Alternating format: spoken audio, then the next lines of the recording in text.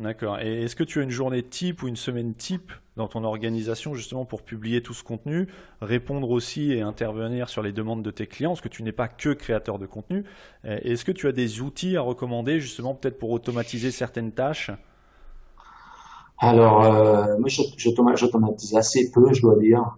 Euh, Après, on peut déléguer. Il y a des gens qui conseillent aussi de déléguer, mais j'ai pas trop l'habitude de ça. Et puis, c'est vrai que automatiser, c'est bien, mais il faut que ça soit vraiment bien fait, quoi. Et dans beaucoup de cas, des fois, on voit que c'est l'automatisation et c'est pas toujours super top, quoi.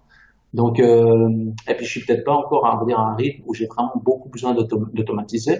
Mais dans ma semaine, on va dire en termes de contenu même, je dirais que bon, le jeudi matin est consacré.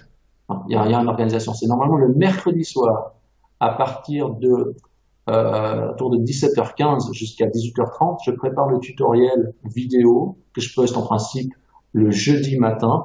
Ça veut dire que le jeudi matin, enfin, le mercredi soir, je prépare un petit peu le scénario, j'essaye pour voir si j'arrive à le faire. Et puis le jeudi matin, j'enregistre la vidéo tutoriel PrestaShop qui explique comment optimiser le PrestaShop d'une manière ou d'une autre. Mhm. Et puis après, justement, je fais justement l'enregistrement de la vidéo le jeudi matin avec la publication du billet, plus puis plus ensuite la diffusion, on va dire, dans les différents canaux, la newsletter, et puis partage sur les réseaux sociaux, quoi. Et ça te prend tout le jeudi matin ou toute la Ça, matinée? en principe, ça dépend. Si je vais assez vite et qu'il n'y a pas d'encombre, à 10h30, j'ai fini. D'accord. Euh, Et tu commences à quelle heure? En principe, je commence autour des 8 heures parce qu'entre entre 7h30 et 8 heures, là, je regarde juste s'il y a des mails urgents, que les clients ont des problèmes, et je fais la publication Instagram. Donc, j'ai besoin quand même de 15 minutes pour la publication Instagram. D'accord. Et donc ça veut dire qu'en 2h30, tu as le temps de tourner la vidéo que tu as scriptée la veille, la vidéo Oui, soir, de la monter, de la exact. publier. Oui. D'accord, donc c'est assez performant, tu es relativement productif quand tu es à cette tâche-là, parce que 2h30, bon après, parce que ce sont pas des vidéos de 5 minutes que tu tournes non plus, ce sont des vidéos de quelques dizaines de minutes, donc déjà le temps de tourner, ça te prend peut-être une petite heure. Ensuite il faut monter et partager, donc tout ça en 2h30, c'est relativement performant, enfin je trouve. Après, moi, je cherche pas la perfection. Donc, quand je fais la vidéo et tout, même si justement j'ai un problème et tout, je dis aux personnes, je dis, attendez, là, il y a un bug, il y a un truc qui va pas là. Et puis, même des fois, j'en ris. Et donc, du coup, mais je pense que les gens, ils aiment bien ça en même temps. Ils voient que moi aussi, j'ai des problèmes quand je fais des fois le tutoriel. Et du coup, bah, ça, ce genre de choses, justement, c'est qui renforce le lien parce que je leur montre que je suis comme eux, que moi aussi, j'ai des problèmes quand je fais des trucs. Et je pense que les gens, ils aiment bien ça. Et comment tu pallies aux imprévus? Parce que justement, tu travailles pour des clients, donc tu interviens, tu es prestataire. Donc tu as ta planification qui est déjà faite, donc du mercredi soir, on va dire au jeudi midi, grosso modo.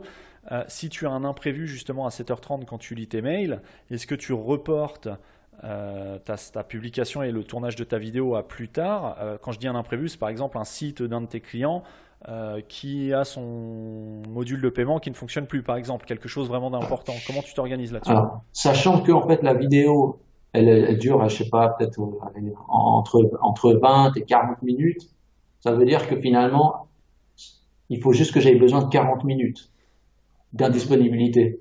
Donc ça veut dire que quand je fais la vidéo, en principe, je mets sur silence mon téléphone, etc. Donc ça veut dire que si je vois qu'il y a eu un appel, je rappelle directement après 40 minutes. Mais en l'espace de 40 minutes, il a rarement le temps de se passer un véritable drame. Enfin, ça veut dire que la vidéo est enregistrée.